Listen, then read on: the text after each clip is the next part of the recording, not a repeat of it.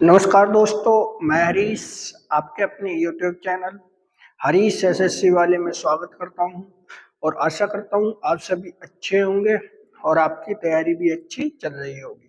तो दोस्तों, आज हमारा एसएससी जीडी का मैथ का प्रैक्टिस सेट नंबर 4 है।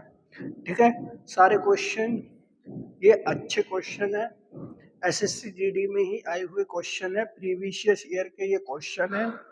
अगर क्वेश्चन आपको अच्छे लगे तो वीडियो को लाइक करना है, चैनल को सब्सक्राइब करना है। तो चलते हैं आज के क्वेश्चनों की तरफ। पहले क्वेश्चन की तरफ बात करते हैं। तो पहले बात कर लेते हैं पहले क्वेश्चन की। तो दोस्तों, पहला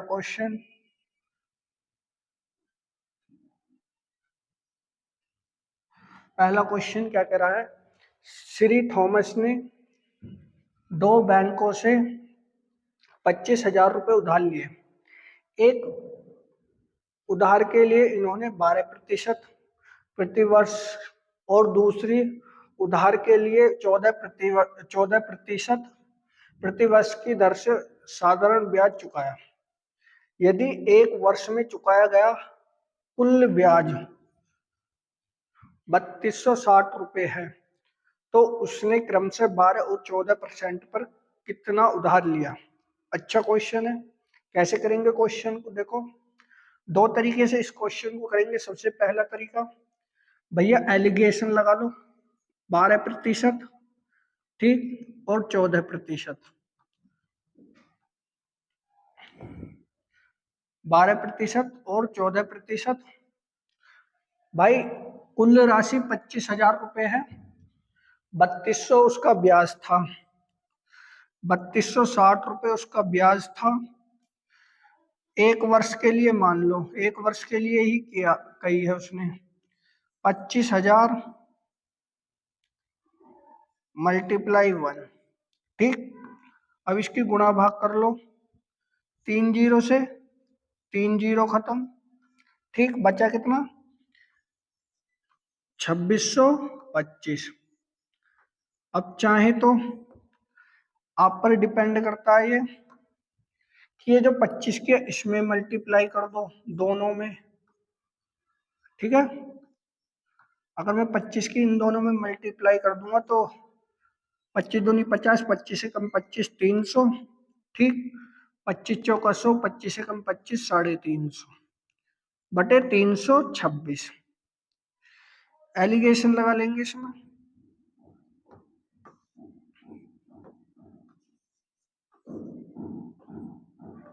लगा दो भैया। कितने बचे? 26। कितने बचे भैया? सॉरी, 24 बचेंगे ना यहाँ तो।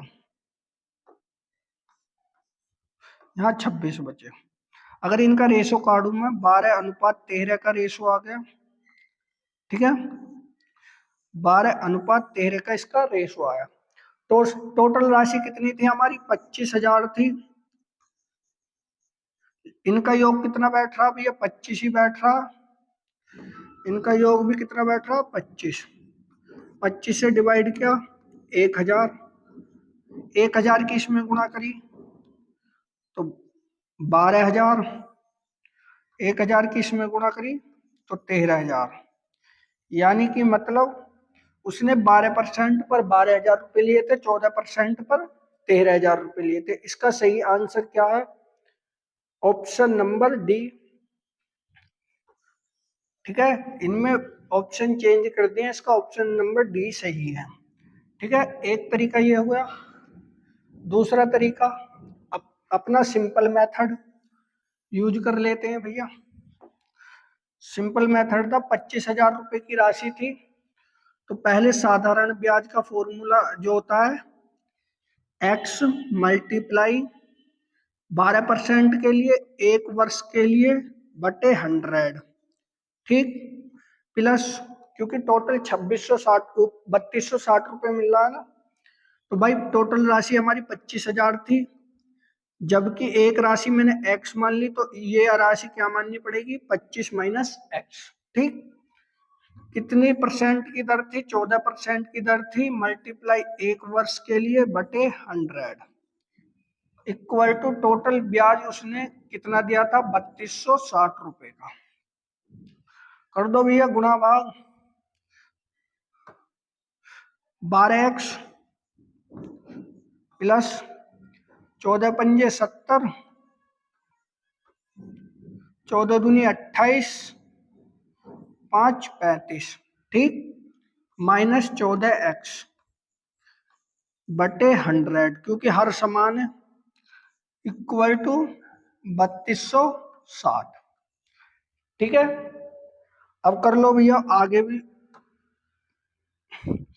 35,000, सॉरी 3,50,000 माइनस 2x, इस 100 की मल्टीप्लाई मैंने इसमें कर दी 3,26,000। ठीक है, इसमें से घटा दो भैया।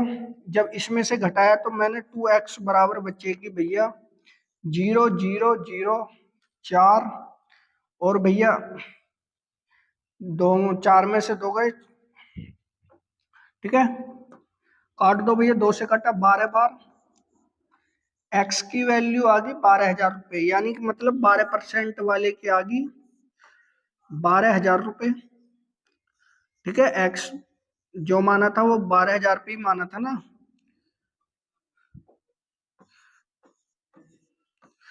ठीक, वही बात करें 25,000 में से जब इसे घटा दोगे 12,000 को तो कितना बचेगा, 14% पे कितना बचेगा भैया, 13,000 रुपये। ठीक है, ये इसका सिंपल मेथड था और ये इसका ट्रिकी मेथड। ठीक है, इस 25 की गुणा करके ये वाला जो पोर्शन था ये किया था हमने। चाहता तो मैं ऐसे भी कर सकता था, लेकिन आसान बनाया क्वेश्चन। अगले क्वेश्चन की तरफ चलते हैं। Question number 2, A B C ने 5200, 6,000 और 6800 रुपए की साझेदारी में प्रवेश किया, जिनके द्वारा निवेश किए गए समय का अनुपात 3:5 है। यदि कुल लाभ 15,600 रुपये है तो ए का हिस्सा बताना। बिल्कुल सही क्वेश्चन है, अच्छा क्वेश्चन है। ए है, बी है और सी है। ठीक है, भैया ए ने 5200 रुपये दिए, ठीक, बी ने 6,000 रुपये दिए, सी ने 6800 रुपये दिए। ठीक, अब उन्होंने समय का भी, पैसे तो लगा दिए, साथ के साथ समय, कितने समय के लिए दिया उनका भी अनुपात दे दिया। ए ने 5 वर्ष के लिए दिया, 3 वर्ष के लिए दिया, वर्ष ही मान ली, या 5 वर्ष के लिए दिया। ठीक है, अब इनकी गुणा कर दो, इनका रेशो बन जाएगा 0, 0, 5 दूनी 10, 5 पंजे 25 और 1 26, अनुपात 3 छंग 18, अनुपात 1,0, 5 अट्ठे 40, 5 छंग 30, 4 34। ठीक है, ये इसका रेशो बन चुका है। अब भैया इनकी 3 जीरो से ये 3 जीरो खत्म, ये 3 जीरो खत्म, अब 2 से कटा 13 बार, अनुपात 9 बार, अनुपात 17 बार। ठीक, ए बी सी का रेशो निकल के आ चुका है। कुल लाभ कितना था, 15,600 रुपये, लेकिन इन तीनों में बांटना है हमें।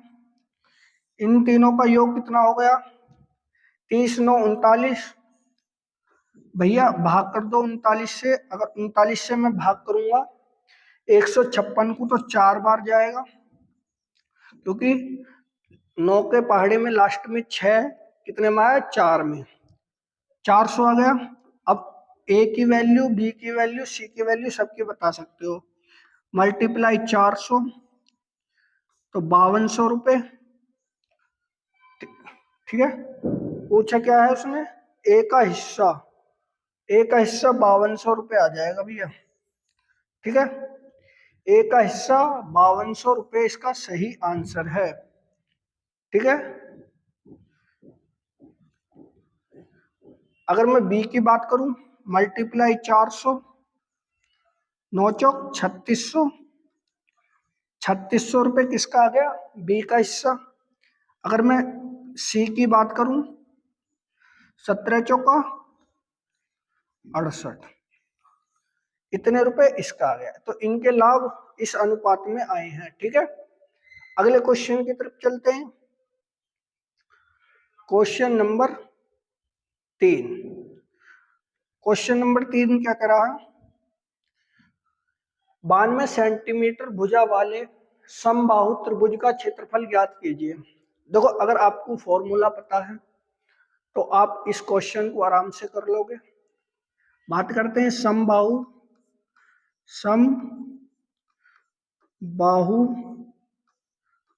त्रिभुज का क्षेत्रफल क्या होता है भैया? √3/4 ए स्क्वायर। ठीक है भैया, √3/4 भुजा की वैल्यू कितनी दे रखी है? 92 सेंटीमीटर। तो 2 बार मल्टीप्लाई कर दो आसान करने के लिए, वर्क करने से बढ़िया। अगर वर्क कर सकते हो तो वर्क कर लो, जैसे आपकी इच्छा करे। 4 से कटा, 4 दूनी 8, 4 तिया 12, √3 मल्टीप्लाई 23 मल्टीप्लाई 92। अब देखो, क्वेश्चन ने इसका आंसर गुणा करके ही पता चलेगी। 23 से कम 23 दूनी 46, 23 निम्मा 207 और 207 और 4 11। इसका ये सही आंसर है सेंटीमीटर स्क्वायर। ठीक है दोस्तों, इसका सही आंसर ऑप्शन नंबर सी है। अगले क्वेश्चन की तरफ चलते हैं। Question number 4। क्वेश्चन नंबर 4 क्या कह रहा है? एक वस्तु का विक्रय मूल्य 675 रुपये है। यदि हानि प्रतिशत 25% है तो वस्तु का क्रय मूल्य क्या है? ऐसे ही क्वेश्चन आते हैं एसएससी जीडी में। तो देखो, एक फॉर्मूला है। क्रिया मूल्य पूछ रहा, चाहे तो क्रिया मूल्य लिख दो या अंकित मूल्य लिख दो। यहाँ पे क्रिया मूल्य होता अलग है, पर फॉर्मूला है अपना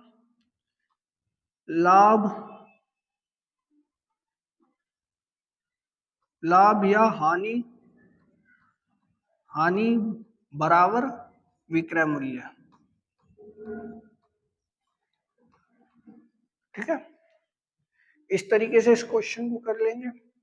क्रिया मूल्य वो पूछ रहा है, लाभ कितने, हानि बता रहा है 25% के अर्थात 75% पे उसने वस्तु को बेचा होगा। अब वस्तु बेची कितने रुपए में? उसने 675 रुपए में। काट दो, 25 या 75, 25 चौका 100, 3 से कटा, 3 दूनी 6, 3 दूनी 6, 3 पंजे 15, 4 की मल्टीप्लाई कर दो, 4 पंजे 20, 4 दूनी 8, 4 दूनी 8 हर एक 9। 900 रुपए की वो वस्तु थी। वस्तु का क्रय मूल्य कितना था भैया? 900 रुपए। ठीक है, अगले क्वेश्चन की तरफ चलते हैं। Question number 5। कैसे करेंगे क्वेश्चन नंबर 5 को? 5 वर्ष बाद, 5 वर्ष पहले ए बी सी और डी की औसत आयु 45 थी। अब उनकी कुल आयु कितनी है? ठीक है भाई, कितने व्यक्ति हैं? ए है, बी है, सी है, डी है और डी है। ये 4 व्यक्ति हैं। इनकी औसत आयु कितनी थी? औसत आयु इनकी 45 है। कितने व्यक्ति हैं टोटल? 4 तो पता चल जाएगी। इनकी आयु का योग कितना होगा? 4 पंजे 20, 4 चौक 16 और 2 18, 180। ठीक, फिर उसने कह रखी है कि 5 वर्ष पहले। अब ये 5 वर्ष पहले की आयु है 180, लेकिन वर्तमान में लानी है मुझे, तो भैया 5 इसकी जोड़ी जाएगी, 5 इसकी जोड़ी जाएगी, 5 इसकी जोड़ी जाएगी और 5 इसकी। टोटल कुल मिलाकर कितनी जोड़ी जाएगी? 20 जोड़ी जाएगी, क्योंकि 4 बंदे हैं। तो कितनी आयु योग हो जाएगा उनका? 200 वर्ष उनकी आयु का क्या हो जाएगा? योग हो जाएगा। ठीक है, तो इसका सही आंसर है ऑप्शन नंबर बी। ठीक, अगले क्वेश्चन की तरफ चलते हैं। Question number 6।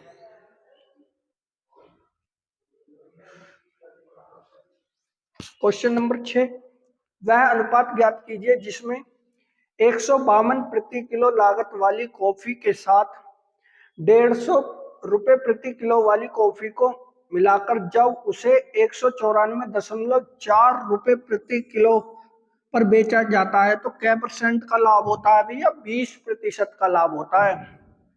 अगर क्वेश्चन तुमने यहीं से बना दिया, यही क्वेश्चन की जान है, यहां से बना दिया तो क्वेश्चन में कुछ नहीं है, एलिगेशन लग जाएगा। गैली एक कॉफी उसने 152 रुपए प्रति किलो की दर से खरीदी, एक 150 रुपए किलो की दर से खरीदी। ठीक, अब वो कह रहा है कि 194.4% की दर से 194.4% इतने रुपए की दर से बेचता है तो उसे 20% लाभ होता है। देखा जाए कि मिक्स कितने में हुआ होगा। मिक्स देखो उसका कितने में बैठा होगा, तो 100/20% का लाभ है, तो 20% इसमें से डिवाइड कर दो, तुम्हें पता चल जाएगी कि कितने प्रतिशत की वो वस्तु होगी। ठीक है, इस 0 से ये पॉइंट खत्म, 12 से कटा, 12 एकम 12, ठीक, 12 छिंग 72, 12 दूनी 24, 162। इधर से एलिगेशन लगाया तो 10 बचा। ठीक, इधर से एलिगेशन लगाया तो 12 बचा। कर दो भैया, कितने से काटे हम? इसे काट लो भैया, 4 नहीं, 6:5 नहीं आ रहा ना।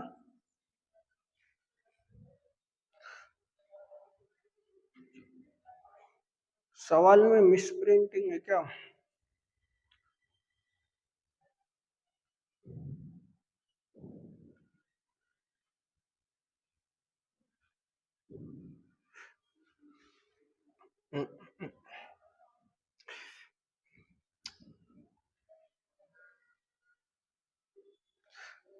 अगर ये सवाल है तो ये आंसर आना चाहिए इसका सही आंसर। तो ये अगर मिस प्रिंटिंग है तो कह नहीं सकते। ठीक है, फिलहाल तो इसका तरीका बिल्कुल यही है, इसका यही आंसर है। ठीक है, 152 किलो की कॉफी 160 रुपए प्रति किलो। ठीक है जी, ये इसी तरीके का क्वेश्चन है। ठीक है, इसका अनुपात यही होगा, और क्वेश्चन में अगर मिसप्रिंट हुआ तो इसका आंसर थोड़ा चेंज हो जाए, मतलब करने का तरीका सिर्फ यही है। राम की आय में क्रमशः 30% और 20% की वृद्धि हुई है, तो उसकी आय में प्रभावी प्रतिशत परिवर्तन ज्ञात कीजिए। ठीक है, मान लो राम की आय पहले 100 रुपए थी। ठीक है, तो भैया पहले 30% की वृद्धि हुई, फिर बाद में कितने की प्रतिशत की वृद्धि कर दी? 20% की। तो उसने पूछा है कि टोटल कितने प्रतिशत की वृद्धि मतलब प्रभावी हुई है उसकी, अर्थात 100 रुपए की सैलरी कितने में कन्वर्ट होगी, ये पूछ रहा है। 2 जीरो से 2 जीरो खत्म, 13 दूनी 26, 13 एकम 13 और 2 15। ठीक है, 100 रुपए उसकी आय थी, लेकिन बाद में 156 रुपए होगी, तो कितनी बढ़ी भैया? 56% बढ़ चुकी है ना। 56% उसकी क्या हुई है? आय बढ़ी है। ठीक है, अगले क्वेश्चन की तरफ चलते हैं। Question number 8। क्वेश्चन नंबर 8 क्या कह रहा? 6 नलों की क्षमता समान है और ये नल 126 मिनट में एक बड़ा पात्र भर सकते हैं। ठीक है, वही पात्र को 42 मिनट में भरने के लिए समान क्षमता के कितने नलों की आवश्यकता होगी? कैसे करेंगे? T1 D1 T1 equal to D2 T2, ये फॉर्मूला देखा होगा आपने, ठीक है। इस फॉर्मूले पर आधारित है, 6 नल हैं, 126 मिनट में वो भरते हैं, ठीक है भाई। इसने पूछिए कि एक्स नल 42 मिनट में भरेंगे, तो कितने नल हैं वो बताना। अब काट लो भैया, 6 से कटा, 6 दूनी 12, 6 एकम 6, 6 सत्ते 42, 7 से कटा, 7 तिया 21, 3 छम 18, तो x बराबर कितना आ चुका? 18, ठीक है। x बराबर 18 अर्थात ऑप्शन नंबर सी इसका सही आंसर है, ठीक है। 18 नल जो पात्र था उसे 42 मिनट में भर सकते हैं, ठीक है। अगले क्वेश्चन की तरफ चलते हैं। क्वेश्चन नंबर 9, 16 पारियों में एक बल्लेबाज का औसत स्कोर 36 है, अगली पारी में 70 बनाता है तो उसका नया औसत क्या होगा? देखो, इसे दो तरीके से क्वेश्चन को करेंगे। सबसे पहले 16 पारियों का औसत उसका 36 है, 16 छिक्कम 16 तिया 48, ठीक है। 17वीं पारी में वो कितने रन बनाता है भैया? 70 रन बनाता है।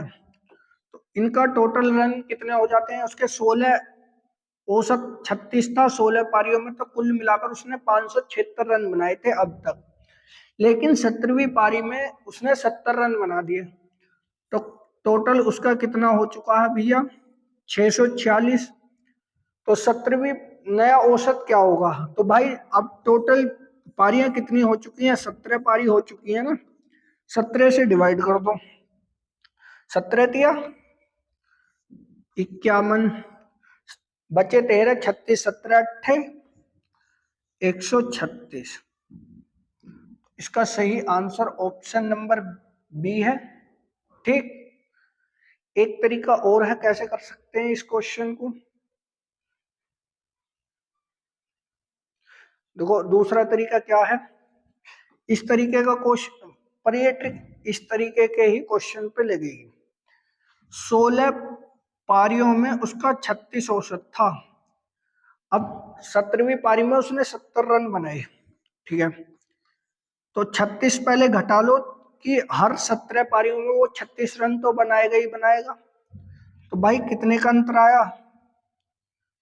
4, और जी तुम्हारा 3 34, ठीक।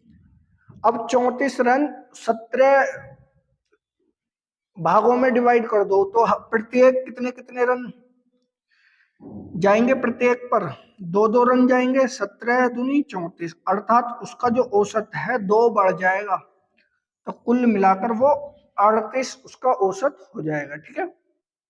ऐसे कर लो चाहे ऐसे कर लो, आप पर डिपेंड करता है। अगले क्वेश्चन की तरफ चलते हैं। क्वेश्चन नंबर 10, एक रेलगाड़ी समान दिशा में 4 किलोमीटर और 6 किलोमीटर की गति से चल रहे दो व्यक्तियों को क्रमशः 12 सेकंड और 15 सेकंड में पार कर जाती है, रेलगाड़ी की लंबाई है, ठीक है। अब इस क्वेश्चन को कैसे करेंगे? तो देखो, इस क्वेश्चन को करेंगे, तरीका है अपना। मैंने मान लिया रेलगाड़ी की चाल क्या है, x किलोमीटर पर घंटा, अपना बेसिक मेथड है ये। रेलगाड़ी की चाल क्या मान ली? x किलोमीटर पर घंटा। अब चूंकि रेल इसी दिशा में चल रही है, तो व्यक्ति भी इसी दिशा में चल रहा है, वो 4 किलोमीटर पर घंटे की चाल से, ठीक। तो चाल क्या घट जाएगी? x माइनस 4 किलोमीटर पर घंटा, ठीक। 12 सेकंड में इक्वल टू दूसरी चाल, क्योंकि अगर अनुपात निकाल लूंगा तो मुझे पता चल जाएगी कि रेलगाड़ी की चाल कितनी है।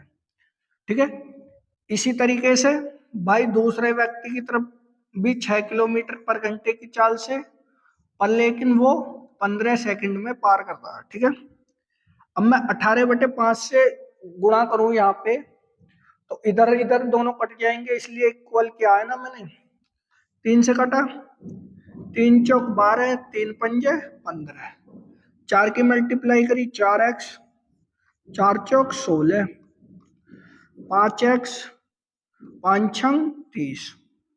ठीक है, 30 को उधर ले जाओ, 4 को उधर ले जाओ, तो x बराबर कितना बचेगा भैया, 14। तो रेलगाड़ी की जो चाल आई है x किलोमीटर पर घंटा आई है। ठीक है, रेलगाड़ी की जो चाल आई है x किलोमीटर पर घंटा आ चुकी है। अब उसने पूछी है रेलगाड़ी की लंबाई, अब आराम से निकाल देंगे। एक व्यक्ति की चाल उठा लो, अपना आराम से निकल जाएगा क्वेश्चन का आंसर। भाई 14 - 4, व्यक्ति की चाल घटा दी 4, 12 सेकंड में। अब 5/18 से गुणा कर दो, क्योंकि रेलगाड़ी की लंबाई बता रहे हैं हम। ठीक है, अब रेशो थोड़ी ना निकाल लें, तो 10 × 12 × 5/18, 6 से काटा, 6 दूनी 12, 6 तिया 18, 5 दूनी 10, 100, तो 100/3 मीटर रेलगाड़ी की क्या आ गई, लंबाई आ चुकी है। ठीक है, 100/3 मीटर लंबाई, रेलगाड़ी की लंबाई।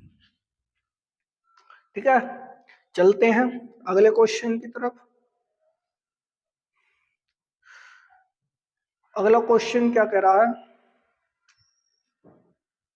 किस वार्षिक ब्याज दर से 3 वर्ष में 3000 रुपए की राशि 5184 रुपए में परिवर्तित हो जाएगी यदि चक्रवृद्धि वार्षिक है। कैसे करेंगे इस क्वेश्चन को, देखो इस क्वेश्चन को कैसे करेंगे। चक्रवृद्धि ब्याज का फॉर्मूला होता है A बराबर P 1 + R/100 इंटू T। ठीक है, इसी फॉर्मूले से आधारित इस क्वेश्चन को करेंगे हम। भाई 5184 उसका मिश्र धन है, 3000 रुपए की राशि है,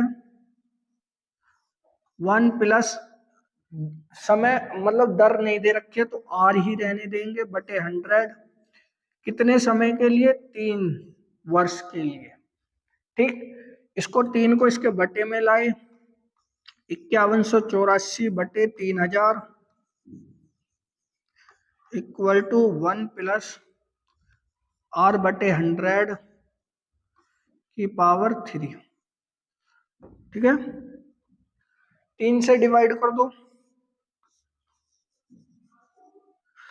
3 कम 3 7 21, 3 दूनी 6, 3 अट्ठे 24।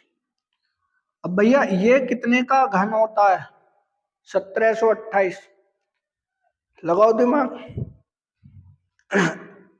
2 का घन 8, इसके लास्ट में कितना है, 2 ही आ रहा है ना, तो ये 12 का घन है, और नीचे वाला 10 का घन है, की पावर 3 इक्वल टू 1 + R/100 की पावर 3।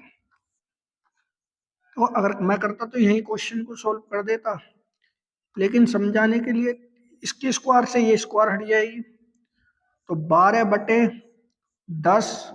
अब इसमें से एक इधर लाओ तो एक घट जाएगा, इक्वल टू R/100। ठीक है, कितना बचा, 10 कम 10, 12 में से 10 गए, 2/10 इक्वल टू R/100। एक जीरो से एक जीरो खत्म कर दो। ठीक है, एक जीरो से एक जीरो खत्म, तो R बराबर कितनी आ चुकी है, 20%। देखने में लग रहा होगा आपको इतना बड़ा सॉल्यूशन क्या है, लेकिन ये 2 लाइन से तीसरी लाइन नहीं पकड़ता। ठीक है, तो इसका सही आंसर ऑप्शन नंबर डी। ठीक है, अगले क्वेश्चन की तरफ चलता हूं। क्वेश्चन नंबर 2 वर्ष के लिए साधारण ब्याज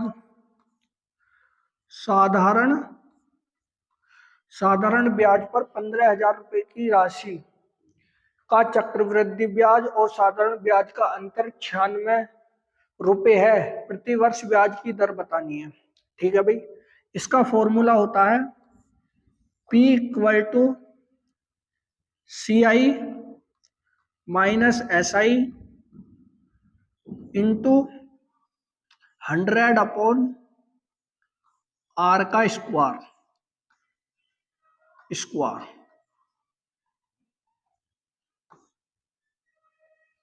ठीक है, क्यूब के लिए अलग होता है इसका फॉर्मूला, स्क्वायर के लिए क्वेश्चन है, क्यूब के लिए भी एक क्वेश्चन लेकर आएंगे। भाई कितने रुपए राशि है? 15,000 रुपए की राशि है। ठीक है, 92 रुपए का इनका CI और SI का अंतर है, 96 रुपए का, सॉरी। ठीक, कितने वर्ष के लिए है? 2 वर्ष के लिए, मतलब 100 मल्टीप्लाई 100 बटे R स्क्वायर। ठीक है, यही तो फॉर्मूला है। ये R इधर आ जाएगा, ये 15,000 इधर आ जाएगा, तो R स्क्वायर हो जाएगा 96 मल्टीप्लाई 100 बटे 15,000। ठीक है, डिवाइड कर दो भैया, डिवाइड करते हैं 3 जीरो से, 3 जीरो खत्म। अब काट लो, 5 से कटा 5 दूनी 10, 5 से कटा, सॉरी 5 तिया 15, 5 दूनी 10, 3 से कटा, 3 तिया 9, 3 दूनी 6। R स्क्वायर बराबर 32 दूनी 64। कितने का वर्ग होता है? 8 का। तो हमारी दर जो आ चुकी है वो 8% आ चुकी है। ठीक है, 8% हमारी क्या आ चुकी है? दर। Option number B. ठीक, अगले क्वेश्चन की तरफ चलते हैं। Question number 13। 14 सेंटीमीटर व्यास वाली एक गेंद का पृष्ठीय क्षेत्रफल क्या होगा? कैसे करेंगे इस क्वेश्चन को? देखो, अगर आपको गेंद मतलब गोले और गोले का पृष्ठीय क्षेत्रफल पता है तो आप इसे आराम से कर दोगे। गोले का पृष्ठीय क्षेत्रफल equal to 4 pi R square. ठीक है, कर दो भैया, मल्टीप्लाई कर लो। 4 मल्टीप्लाई 22 बटे 7। R की वैल्यू कितनी है भैया? 14 सेंटीमीटर। व्यास है तो इसका आधा हो जाएगा, अर्थात 7 सेंटीमीटर। ठीक है, D हमारा कितना? 14 सेंटीमीटर। कर लो भैया गुणा भाग, जो भी करनी है आपको। 7 मल्टीप्लाई 7। ठीक है, अब काटा पीटी कर दो। इस 7 से ये 7 खत्म, 7 दूनी 14, 7 दूनी 14 और 1 15 मल्टीप्लाई 4। 4 से 4 चौक 16, 4 पंजे 20, 1 21, 4 एकम 4 2 6 सेंटीमीटर स्क्वायर। इसका क्या आ गया? पृष्ठीय क्षेत्रफल। किसका? गेंद का। ठीक है, इसका सही आंसर क्या है? Option number C. ठीक है, अगले क्वेश्चन की तरफ चलते हैं। Question number 14।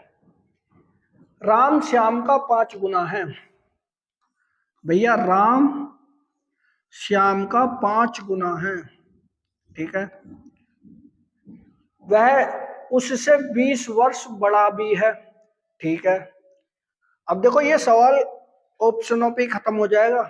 राम और श्याम की वर्तमान आयु क्रम से क्या है? तो देखो कैसे खत्म हो जाएगा। अब 20 वर्ष बड़ा होना चाहिए राम, किससे? श्याम से। इस ऑप्शन में कितने वर्ष बड़ा? 45 वर्ष बड़ा है। इस ऑप्शन में 16 वर्ष बड़ा दिखा रहा है, इस ऑप्शन में 30 वर्ष, इसमें कितने वर्ष बड़ा है? 20 वर्ष। ठीक है, तो कहने का मतलब अगर राम की आयु 5 वर्ष है तो श्याम की आयु कितनी होनी चाहिए? 25 वर्ष। ठीक है, ऐसे कर लो। या दूसरा ऑप्शन इसका सबसे बेस्ट तरीका है।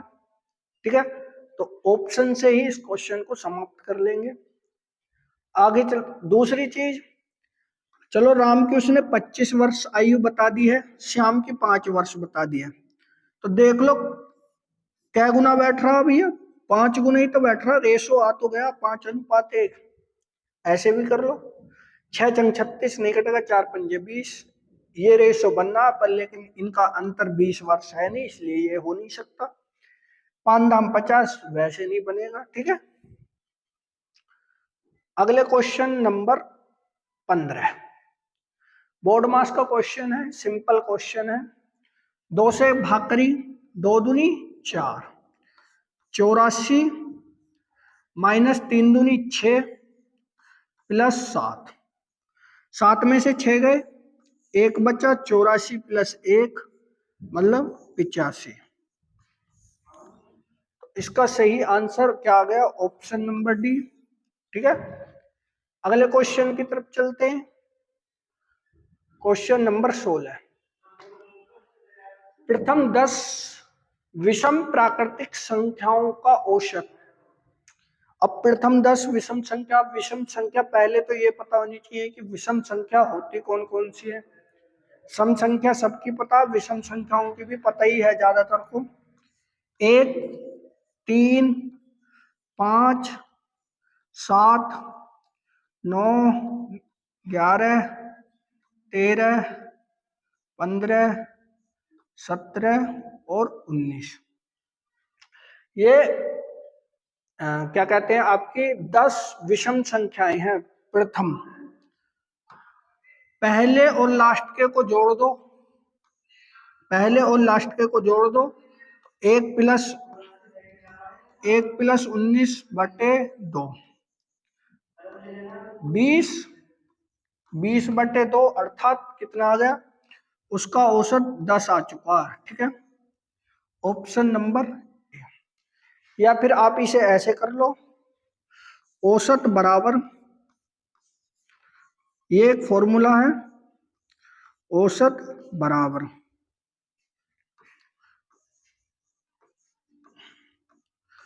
कुल संख्याओं का योग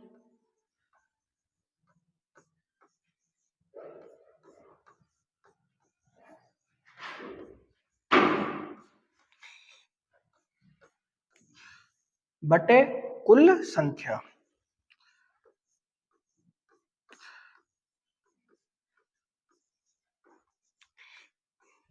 अब इन सभी संख्याओं को जोड़ लो बटे 10, क्योंकि 10 प्रथम विषम संख्याओं का औसत पूछ रहा, तो भी इसका आंसर ही 10 आएगा, औसत 10 ही आएगा। ठीक है, अगले क्वेश्चन की तरफ चलते हैं। क्वेश्चन नंबर 17, क्वेश्चन नंबर 17 कह रहा है कितने वर्ष में 8% प्रति वर्ष की दर से साधारण ब्याज मूलधन का 2/5 हो जाएगा। अब बात करते हैं, सबसे पहले 2/5 समझ लेना है कि यू है क्या। देखो 2/5 का मैटर क्या है, ये तो है आपका ब्याज, ठीक है, साधारण ब्याज, और ये क्या है आपका मूलधन। अगर जिसने ये पॉइंट पकड़ लिया वो क्वेश्चन को इसे आराम से कर देगा बेसिक मेथड से। ठीक है, और हमारी उसने दे रखी है 8%, 8% उसने, फॉर्मूला लगा दो, क्या होता है? साधारण ब्याज, साधारण ब्याज बराबर मूलधन,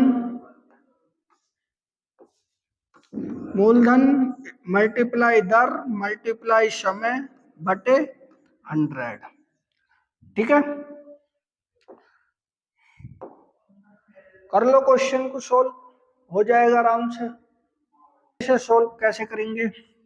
पी की वैल्यू पता नहीं है, आर की वैल्यू 8% है, समय कितने वर्ष के लिए है पता नहीं है, क्योंकि समय ही तो, हाँ पी की वैल्यू पता है, पी की वैल्यू मानिए मैंने 5, ठीक है, मूलधन।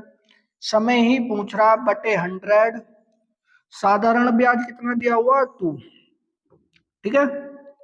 गुणा भाग कर लो, इस 100 की गुणा इसमें कर दी तो 200,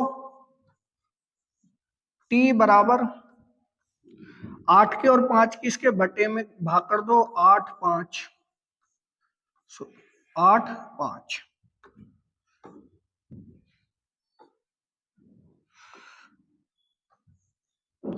5 से घटा, 5 चौक 20। अब 8 से इसको डिवाइड कर दो, 8 पंजे 40, अर्थात जो मूलधन है 2/5 कितने वर्ष के लिए था, वो 5 वर्ष के लिए, ठीक है। अगले क्वेश्चन की तरफ चलते हैं। क्वेश्चन नंबर 18, दो संख्याओं का लेस है 120 है, ठीक है भाई, लेस है कितना 120, ठीक है। आगे क्या कहा है, संख्या 4:5 के अनुपात में है तो संख्याओं का योग बताना है, ठीक है भाई। फर्स्ट संख्या, सेकंड संख्या 4:5 के अनुपात में है, ठीक है भाई, कर देते हैं डिवाइड। इनका एलसीएम लेस है 120 है, इनका लेस है कितना आएगा 20 आएगा, लेकिन इसने कितना बताया है 120 बताया, कर दो डिवाइड भैया। 20 से कटा एक बार, ये कटा 6 बार, एक की वैल्यू 6 आई है। इसने पूछा है संख्याओं का योग, अर्थात फर्स्ट और सेकंड संख्या का योग पूछा है। योग कर लो, 5 4 9, 9 से मल्टीप्लाई कर दो, 9 छिक्का 54, 54 इसका सही आंसर है, ऑप्शन नंबर बी, ठीक है। अगले क्वेश्चन की तरफ चलते हैं, सिंपल क्वेश्चन है, question number 19। A B C एक काम को x 1.5x और 2x दिनों में, सॉरी ये दिन है, दिनों में पूरा कर सकते हैं। यदि वह एक साथ मिलकर कार्य को पूरा करते हैं तो उन्हें किस अनुपात में भुगतान किया जाना चाहिए, ठीक है भाई। सिंपल क्वेश्चन है, कैसे करेंगे। ए व्यक्ति है, बी व्यक्ति है और सी व्यक्ति है, ठीक है। इनका जो काम करने के दिनों की संख्या, एक x दिन में करता है, एक 1.5x दिन में करता है और एक 2x दिन में करता है। अब इनका एलसीएम ले लो, इनकी क्षमताओं का योग ही क्षमताओं का अनुपात ही भुगतान का अनुपात होगा, ठीक है। अगर मैं इनका एलसीएम लू 1.5, एलसीएम आना चाहिए इनका 6x, कितना आना चाहिए 6x, ठीक है। ऐसे कर लो, अगर पॉइंट हटाओगे तो भाई 10 यहां भी जोड़ना पड़ेगा और 10 की मल्टीप्लाई यहां भी करनी पड़ेगी, ठीक है, इसलिए पॉइंट नहीं हटा रहे हम, ऐसे सिंपल तरीके से इसे करेंगे 2x। 6 इसकी क्षमता, इसकी क्षमता 4 आएगी क्योंकि 1.5 चौका, और इसकी क्षमता कितनी आएगी भैया, इसकी क्षमता आएगी मेरे हिसाब से 3, ठीक है। अब इनके कार्य करने की क्षमता ये आ चुकी है, तो इनके भुगतान करने का जो अनुपात आएगा 6:4:3, इस तरीके से इनका भुगतान करने का अनुपात आएगा, ठीक है। अगर समझ में नहीं आया है तो एक तरीका से और कर लेते हैं इसे। ए व्यक्ति, बी व्यक्ति और सी व्यक्ति, एक x दिन में कर रहा है, एक 1.5x दिन में कर रहा है, एक 2x दिन में कर रहा है, ठीक है। अब मुझे पॉइंट हटाना है तो भाई 10 की मल्टीप्लाई यहां भी करनी पड़ेगी, और 10 की जब मल्टीप्लाई मैं इसमें करूंगा तो ये 20 हो जाएगा ना, ठीक है। अब इनका एलसीएम कितना आ जाएगा, इनका एलसीएम आया भैया 60, ठीक है। इनका एलसीएम 20 से 30 नहीं कटता इसलिए 60 आया। दक्षिण 60, 15 चौका 60, 20 तिया 60, 6, 4, 3 इन देशों का क्या है भुगतान होगा, अर्थात इनकी क्षमता ही इनके पैसे हैं कि इतने रुपए का हमें भुगतान करो। ठीक है, आज का लास्ट क्वेश्चन अच्छा क्वेश्चन है। समान गति की दो नाव क्रमशः बिंदु ए और बी से एक दूसरे के विपरीत दिशा में, ये बिंदु ए और ये बिंदु बी, ठीक है भाई, विपरीत दिशा में चल रही है। ठीक है, स्थिर जल में नाव की चाल एक्स की चाल होगी 10 किलोमीटर पर घंटा और वाई की चाल कितनी हो चुकी है भैया 3 किलोमीटर पर घंटा। ठीक है, ए और बीच की दूरी इन्होंने दे दी 50 किलोमीटर, 50 किलोमीटर। तो वो एक दूसरे को कितने समय में पार कर जाएंगी ये पूछा, या मिलेंगी। ठीक है, कर लेते हैं इस क्वेश्चन को सोल्व। सबसे पहले धारा की दिशा में, एक नाव धारा की दिशा में चलेगी तो दूसरी क्या चलेगी, धारा के विपरीत चलेगी। ठीक है, एक नाव धारा की दिशा में चलेगी तो दूसरी धारा के विपरीत चलेगी। तो धारा की दिशा में, धारा की दिशा में, धारा की दिशा में जो चलने वाली नाव है वो हो जाएगी x + y किलोमीटर पर घंटा, अर्थात 10 और 3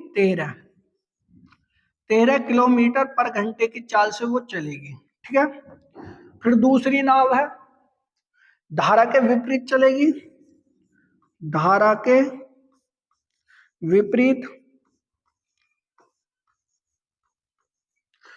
धारा के विपरीत नाव चल रही है तो 10 में से x - y, अर्थात 10 में से 3 गए तो 7 किलोमीटर पर घंटा उसकी चाल है। ठीक है, अब दोनों एक ही दिशा में आ रही हैं, मतलब एक दूसरे के विपरीत आ रही हैं। जब एक गाड़ी इधर से आती है रेलगाड़ी में और दूसरी इधर से आती है तो चालें क्या होती हैं, जुड़ती हैं। ठीक है, फॉर्मूला लगा दो, समय बराबर दूरी बटे 4 लगा दो भैया, समय निकाल दो। अब धारा के टोटल दूरी तो 50 किलोमीटर है।